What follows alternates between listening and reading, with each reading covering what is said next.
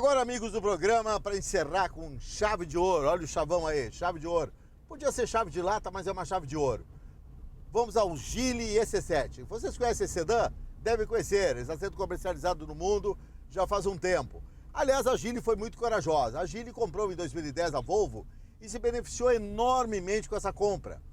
É uma compra que fez muito bem aos chineses, porque a Volvo sempre teve uma tecnologia diferenciada, uma tecnologia destacada. A Volvo sempre foi um mestre em segurança, uma mestra em segurança. Fez alguns dos carros mais seguros do mundo. E a Volvo está muito bem na foto, com vários sucessos globais nesse momento na área de SUVs. Eles não caíram absolutamente depois que eles passaram a ser propriedade dos chineses da Geely. Eu sempre digo, não se pode subestimar uma sociedade que tem 5.000 anos de história, que teve muitos traumas históricos, que perdeu muito, ganhou, que passou por movimentos sociais de enorme impacto, como foi a questão do maoísmo, da implantação de um comunismo radical, depois passa para esse capitalismo híbrido, que é comunismo em forma de governo, mas uma prática capitalista, que deu certo para eles. Afinal, eles têm que ter um governo um pouco autoritário, porque são 1 bilhão e 300 milhões ou mais. Então tem que ter alguma coisa centralizadora de decisões. Vocês imaginam que a dificuldade de comandar um país, eu não sou adepto do autoritarismo, eu estou dizendo que você tem que ter um planejamento fortíssimo na China, como eles fizeram, por exemplo, para conter o problema da natalidade, que eles durante décadas, 2 ou 3 décadas, eles estabeleceram um filho só por família, o que causou grandes traumas à sociedade chinesa, mas era a única maneira daquele país não sucumbir à fome, não sucumbir ao excesso de população.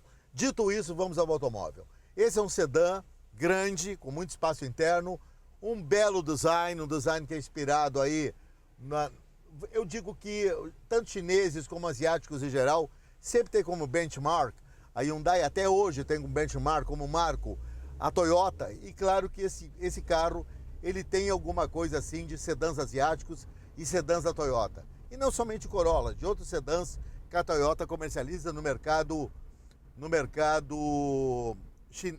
japonês, não são chineses, são japoneses, e que não vem aqui para o Brasil, como o Saik, por exemplo, que eu testei no Japão, um belo sedã que lembra muito aqui, que remete muito a este Geely EC7.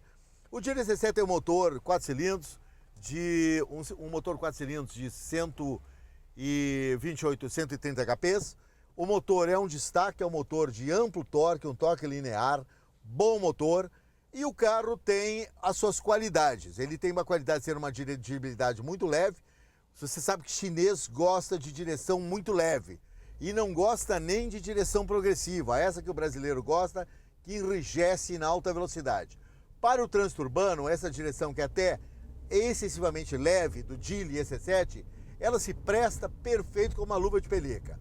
O negócio engrossa um pouco se você estiver numa velocidade elevada em estrada, e aí você sentiria a necessidade de uma direção mais progressiva com enrijecimento maior.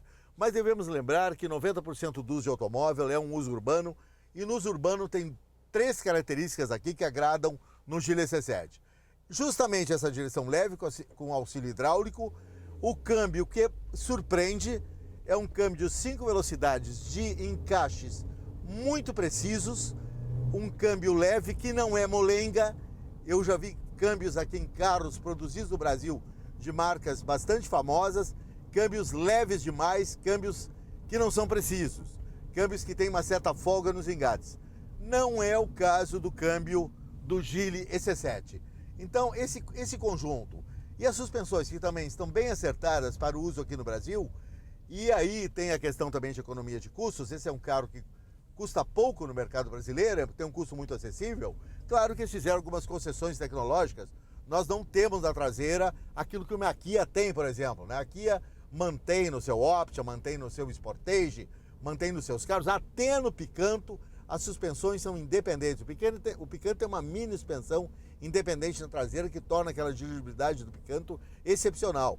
Aqui nós temos um eixo rígido com barra estabilizadora, mas é um conjunto bastante sólido de suspensões, e você não sente aqui no uso urbano uma diferença muito sensível dessa suspensão traseira que perturbe a dirigibilidade do carro.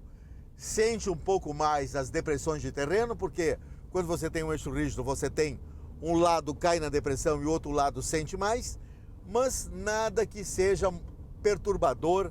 A estabilidade direcional desse carro que é boa, e mesmo a estabilidade em curva, que também não é um carro instável absolutamente. Aliás, ele tem um rolling, uma rolagem de carroceria que não é excessiva, hein? Ele é até um pouquinho mais para o lado esportivo, um pouco mais duro nas suas reações. Ó, eu entro aqui numa curva e ele me segue tranquilamente. Então, esse fato dele fazer bem curvas também é um ponto positivo e que denota que as suspensões, embora sejam suspensões, que a suspensão que não é independente da traseira, elas foram muito bem tunadas. Certamente houve aí a mão da engenharia da Volvo, com certeza absoluta. Aliás, eu acho que todo esse conjunto mecânico, ele teve uma tunagem, uma regulagem final, onde houve uma participação aí bastante intensiva pela qualidade geral do carro, da engenharia da Volvo. Esse carro tem outro mérito, que para encerrar o comentário, que ele ganhou 4 e 5 estrelas nos testes de impacto frontal, lateral e traseiro promovidos na Europa pelo Euro NCAP. É o único carro chinês que até hoje ganhou o certificado de trafegabilidade da Comunidade Europeia, e é um carro muito vendido em alguns mercados da Europa, mercado do leste europeu e também, surpreendentemente, no mercado inglês, onde recentemente um jornal da maior categoria, maior catega lá na Inglaterra, que é o The Guardian, fez uma matéria com o Geely falando que ele era um ótimo budget car, quer dizer, um carro econômico confiável. Isso numa Inglaterra. Então, podemos aí dar sim